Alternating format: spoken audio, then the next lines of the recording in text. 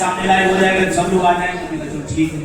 तो जो बातें थी मैंने आप मन कह दिया, तो दो निवेदन के साथ, क्योंकि अभी मुख्यमंत्री जी बुलाए हैं, 2 बजे मुख्यमंत्री जी बुलाए हैं। अब ओपीएस देंगे कि क्या देंगे ये नहीं पता है मुझे, या कुछ और कराएंगे। शिक्षक दिवस है और शिक्षकों का सम्मान होता है, और शिक्षकों के दिन, शिक्षकों की ड्यूटी लोग मतलब हमको शिक्षक मानते ही नहीं, कम से कम शिक्षक दिवस को तो उनसे मुक्त रखना चाहिए। लेकिन ये सरकार की मानसिकता, ये मानसिकता सेट करना चाहती है। मैं आपको बताना चाहता हूँ भाई, रेलवे साथी प्लीज, रेलवे वाले, ये अटेवा है, ये अटेवा को सब लोग धन्यवाद दिया करिए। ये चिकित्सा, ये स्वास्थ्य, ये नर्स, ये डॉक्टर, ये सिंचाई, ये विभाग, ये रेलवे, ये अटेवा एक गुलदस्ता है। सब लोगों ने बांट के अपने अपना चलाया। अटेवा ने सबको जोड़ के इकट्ठा करके इस लड़ाई को लड़ा। अच्छा काम है, नहीं बुरा काम? हमने सबको जोड़ा, एक विभाग को जोड़ा, एक लोगों को जोड़ा। तो अभी 2 बजे समय लोग भवन पहुंचना, और इस समय आपको लगता है 2 बजने वाले हैं, है ना? तो लोग भवन जाना वहां, तो इसलिए हमने कहा अपनी बात रख दें। तो मेरा निवेदन सभी से ही है कि लड़ाई चल रही है, आगे बढ़ रही है, इसमें आप पूरी तरह साथ दीजिए। देखिए, आपकी लड़ाई आपको ही लड़ना पड़ेगा। आप इंतजार करें कोई और आएगा, कोई कर देगा, ऐसा नहीं होगा। आपकी लड़ाई आपको लड़ना। और मजेदार सोचिए, बताइए, आपको तो ओपीएस में है, बहुत सारे ऐसे साथी हैं जो ओपीएस में है, फिर भी हमारी लड़ाई में साथ खड़े हुए हैं।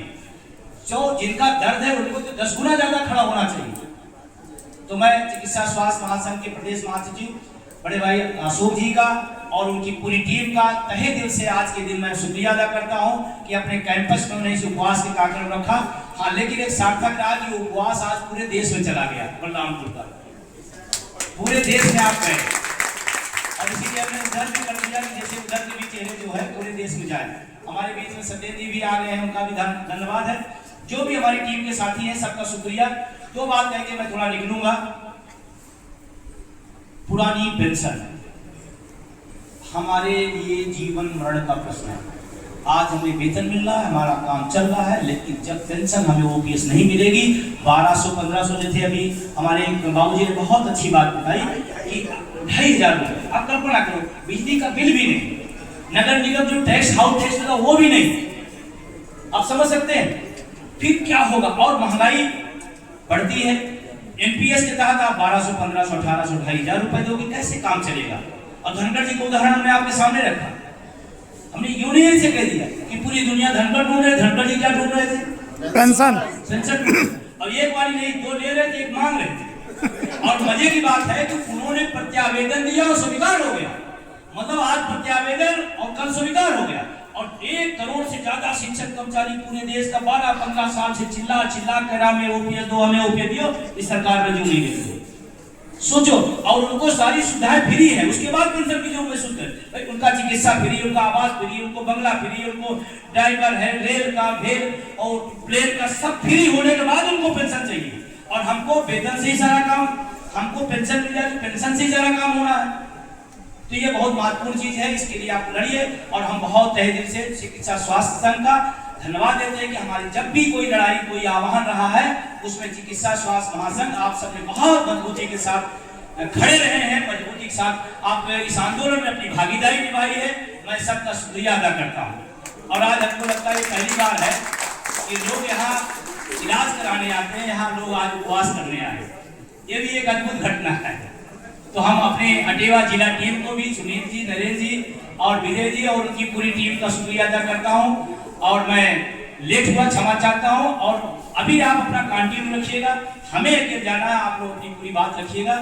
एक अपील के साथ कि 25 नवंबर कहाँ चलना है? दिल्ली। तैयार है? 25 नवंबर दिल्ली, 25 नवंबर दिल्ली, 25 नवंबर दिल्ली, 25 नवंबर दिल्ली।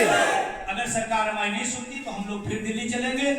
पिछली बार आप लोग दिल्ली गए थे 1 अक्टूबर में, क्या नजारा था? क्या नजारा था? जनसैलाब।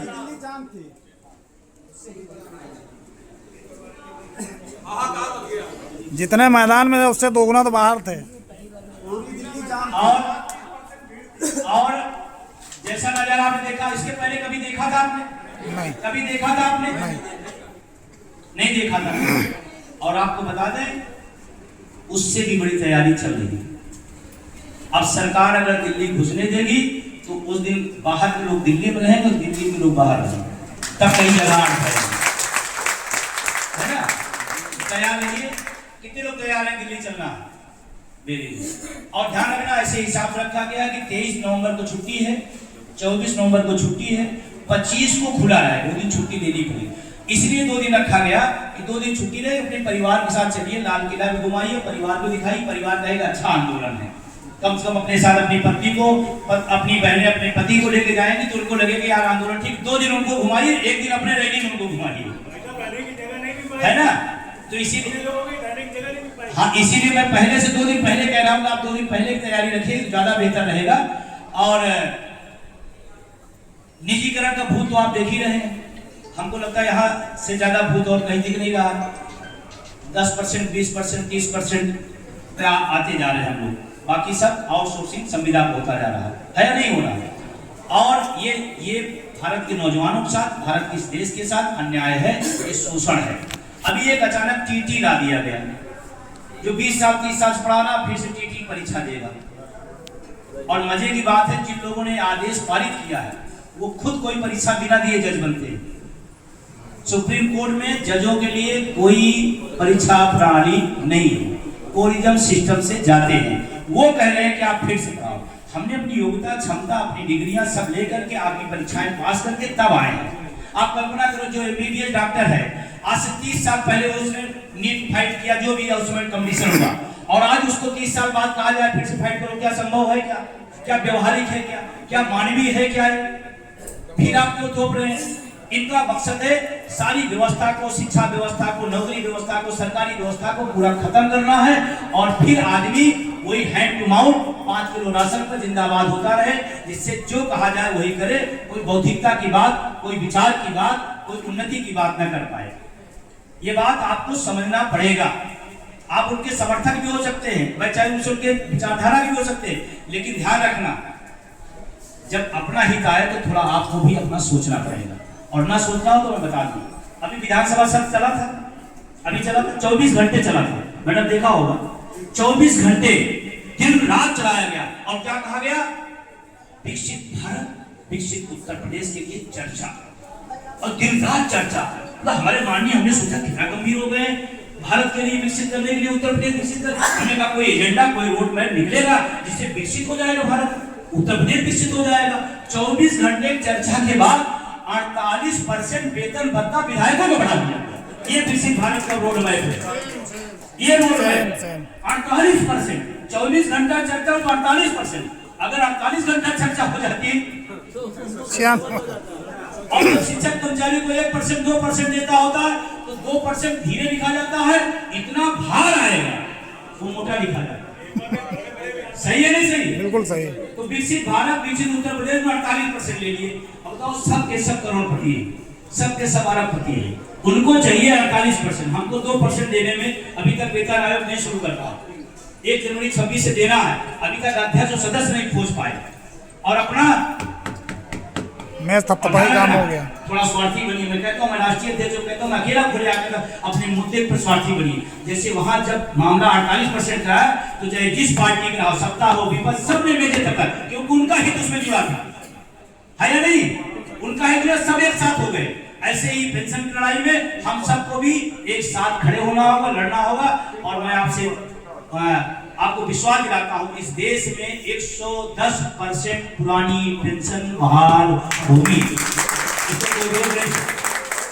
और उसकी दिशा बिहार से होने जा रही है। 14 सितंबर को हम बिहार रहेंगे। बिहार में पटना में बहुत बड़ी रैली बनाए हैं, वहां बुलाया गया है।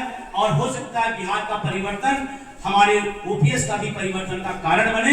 14 सितंबर को हम वहां रहेंगे। आपके परिचित लोग होंगे तो उनसे बोलिएगा, पटना में 14 सितंबर को एक विशाल रैली ओपीएस की होने जा रही है। और हम आपसे कह रहे हैं, बिहार अगर पलट गया और ओपीएस हमने लागू करवा दिया तो 27 का चुनाव बिना ये सरकार ओपीएस दिए चुनाव में आने की हिम्मत नहीं करेगी। मैं आपको ये रास्ता है, अब कोई संगठन बिहार नहीं जाएगा इस समय।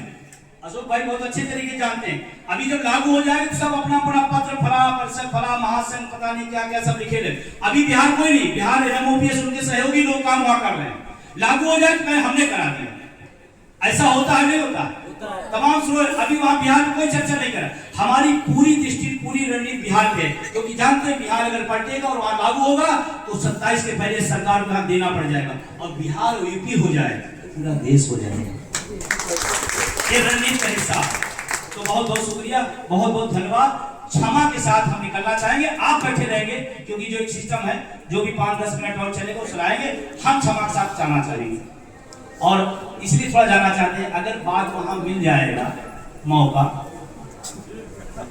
लोक भवन में शिक्षकों का सम्मान है और हमें मौका मिल गया तो हम एक कह देंगे कि महाराज जी सबसे बड़ा सम्मान ओपीएस है, उसी तलाश में जा रहा हूं, उधर भी भटकने। ठीक है, तो बहुत बहुत शुक्रिया, बहुत बहुत धन्यवाद। विश्वास बनाए रखिए, हम लोग जीतेंगे। और कमल उस्री है, आप ये देखिए उनके साथ आइए, बहुत बड़े नेता है रेल के हमारे डॉक्टर कमल उस्री साहब। और ये इस आंदोलन को मजे की बात, जब पेंशन बहाल होगी तो इनको नहीं मिलेगी क्योंकि नौकरी से इस्तीफा दे चुके हैं, पेंशन नहीं मिलेगी। पेंशन आंदोलन में समर्पण के साथ खड़े होते हैं और पूरे देश में दौड़ा करके रेल के तमाम विभागों को जोड़ने का काम कर रहे हैं। इनको भी आप जरूर सुनिएगा। धन्यवाद।